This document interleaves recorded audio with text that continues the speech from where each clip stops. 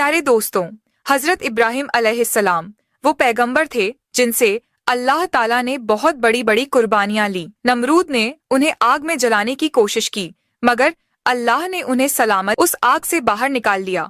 जब हजरत इब्राहिम अपने घर वापस लौटे तो उनके वालिद ने उनसे कहा, ए इब्राहिम, अगर तुम अपने अल्लाह को नहीं छोड़ते तो मेरे घर से निकल जाओ। हजरत इब्राहिम अलैहिस्सलाम ने बिना किसी शिकवा के अपना घर छोड़ दिया और मिस्र की जानिब रवाना हो गए। जब मिस्र के बादशाह को यकीन हो गया कि इब्राहिम अल्लाह के नबी हैं, तो उसने अपनी बेटी हजरत हाजरा का निकाह इब्राहिम से कर दिया। इसके बाद हजरत इब्राहिम अपनी बीवी हाजरा को लेकर फिलिस्तीन चले गए और वहीं रहने लगे।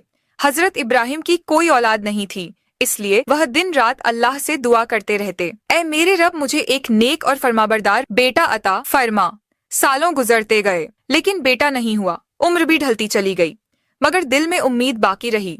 84 साल की उम्र में भी वो अल्लाह से यही इल्तिजा करते रहे, ऐ अल्लाह, मैं तेरी रहमत से मायूस नहीं हूँ, मुझे एक बेटा अता कर जो बुढ़ापे में मेरा सहारा बने। आखिरकार अल्लाह ने उनकी दुआ कबूल फरमा ली। 84 साल की उम्र में हजरत इब्राहिम को एक प्यारा सा बेटा हुआ। उन्होंने उसका नाम इस्माइल रखा। आप अंदाजा लगाइए, एक बाप जिसने 84 साल की उम्र में बेटा पाया हो, उसकी मोहब्बत उस बेटे से कितनी होगी। वो हर वक्त उसे सीने से लगाए रखते, चूमते, कंधों पर बिठाकर बाजारों में फिराते, उसके साथ खेलते और हंसी करते।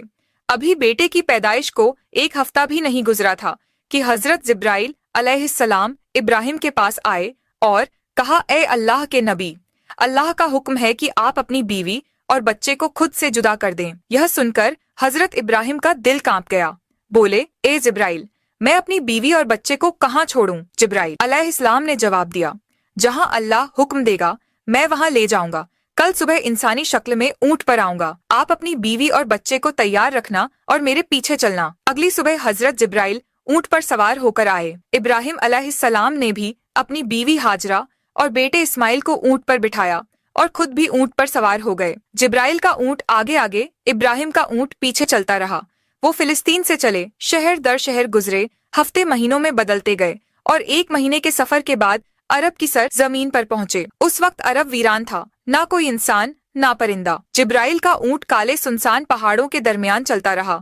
आखिरकार 4 ऊंचे पहाड़ों के बीच एक वादी में पहुंचे, जहां आज काबा मौजूद है, लेकिन उस वक्त वहां दूर दूर तक कोई नहीं था।